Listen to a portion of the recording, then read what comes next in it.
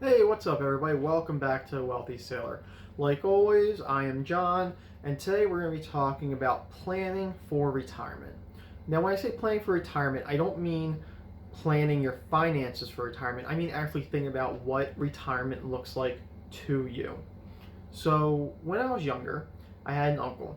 My uncle was involved in HVAC and made a lot of money throughout his life, but he also had some very bad habits that ended up costing him a lot of money throughout his life. So, about the time my dad retired from working as a corrections officer, I asked my uncle, who was about the same age, when do you plan on retiring? And he just said he's going to work until he dies. Now, it took me a little while to sort of understand what he was getting at, but essentially, I realized that it's because he didn't have any assets to retire. So, with this channel, I've been talking a lot about making sure you save for retirement. It's like one of our principal things, and it's something that I encourage everybody to do. But what I would also like to encourage people to do is actually think about what retirement looks like to you. So, to start with, I was talking to my fiance about what she wanted out of retirement. Now, my fiance, being the person she is, she wants a beachfront cabin in the city with animals. So we're gonna have to adjust or compromise a little bit on what she wants. But the thing is that she wants a lot of things when she retires, and so do I. I kind of have a romanticized idea about me just living in the middle of nowhere, like in the mountains or on a lake somewhere where I don't really have to do anything. I don't have to be bothered by anything. However, the realization comes that deciding towards the end of my life to go pick something that has an incredible amount of maintenance to it, like a large piece of land with a cabin that I have to maintain myself, might not be the best thing to do, especially with the very taxing lifestyles that my fiance and I live, meaning both military, or well, I was military, she still is, and I still deploy regularly. I'm constantly working out and all this other stuff, so I'm not sure how much my body is going to be able to take when I'm 60, 65, trying to maintain acres of land in the mountains. However, it was something that we discussed. The reason I bring up specifically if we need to buy any type of land is because obviously it's a lot cheaper to buy land now than it will be in the future. So I was talking to her like maybe we should decide sooner rather than later and sort of buy it now with the intention of it being pretty much paid off by the time we actually retire. And perhaps we could already have something built on it by that time. However, because of the nature of our jobs, us always moving and her deploying and me deploying, it's hard to even know where we're going to be in 2 years from now, let alone in 30 years from now. So we ran into a little bit of a problem there. But if anybody's watching this and you do know where you want to retire, like let's say you want to go to Northern California and you want to start a winery. I gotta tell you, it's probably gonna be cheaper for you to buy that land now than it is gonna be later. So I would start looking into that stuff as soon as you kind of realize that's what your plan is. But keep in mind things could change, so try to make sure the asset you purchase is always available to sell without putting you in the hole. Okay, so now we get back to the money part. While thinking about what you want out of retirement, you have to think about the cost. Most of us, our retirement is very dependent on simply how much money we have available to us at retirement. Luckily, this whole channel preaches. Every time I make a video regarding the subject, I always say, make sure, or at least try your very best to have your property paid off, your primary residence paid off before you retire or when you retire. That's a quarter of your income that's no longer going towards your mortgage. Or if you look at it another way, you can now live off of, just for that, 75% of what you're previously making. And that's a huge money saver for most people. So you have where you're going to live out of the way. Now you have to worry about eating. Food costs pretty much the same thing. It's going to be the same percentage of your budget as it always is, because the National Price Index, which measures like food and other commodities as it goes up, it pretty much goes up with inflation. In fact, that's precisely how we measure inflation, which means as your Social Security and retirement grow and stuff, the price of that stuff will grow. So that's going to go up. The exception is that if you have any young kids or anything like that living in the house, they're all obviously going to be gone, hopefully, by the time you retire. Obvious exceptions if there's a family thing that requires people to live at home. I'm not trying to tell you to kick anybody out of your house. I'm just saying that, generally speaking, that's a fixed expense, which is good. You can plan for it, but it's also bad because it won't go lower as you age. Next one's kind of a big deal. In today's society, we still don't have any really good answers to healthcare. Unfortunately, as you age, healthcare becomes more of a thing. You do have access to Medicare, um, and that covers a lot. A lot of retirement plans come with stuff, but if you're like me and you're banking primarily off of a 401k vice a pension, pension plans usually come with health insurance that cover you throughout your life. 401ks do not. You're expected to pay for it. Now, on the bright side, you can pay for medical insurance. And there's a lot of laws out there that I am not an expert on that help keep the prices for medical care low for seniors. However, you still have to do copays, you still have to do deductibles. So, if nothing else, make sure you have money saved for medical care because that's going to be your biggest expense. In fact, I think at some point I'm going to have to make an entire video just on medical costs for the retired. So the fourth main thing that I worry about when I'm thinking about retirement is basically what am I going to do for fun? What's my activities going to be? Am I going to work? Am I going to do like a partial retirement where I sort of retire from my career, but I can still do hobbies and maybe profit a little bit off them? Am I just going to have a couple real estate properties that are just me bringing them income? I'm not really sure. However, one thing that my fiance and I pretty much agree on is we want to travel. The reason being is because, believe it or not, being in the military restricts you from traveling a lot. You do get 1 month of vacation time a year, which is more than any other job. However, you're also deployed away from home, which means you pretty much take 2-week blocks a year, and you pretty much just go see your parents or your family or something like that. You don't really get like vacations, or I'm sorry, you can do that, but a lot of times people don't do that.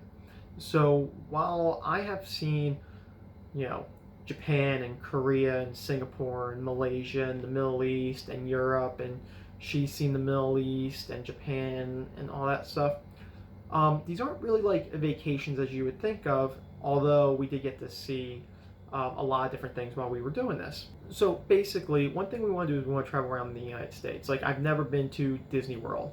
I've never been to Universal Studios. I've never seen the Grand Canyon. I've never been, I've been to San Diego like 10 times. I've never been to Los Angeles. These are all things that we would like to do. Like, we would like to do certain road trips and stuff like that. So I like the idea, whether it's romanticized in my head or not, of being retired, just deciding to get in the car and just sort of driving somewhere, anywhere.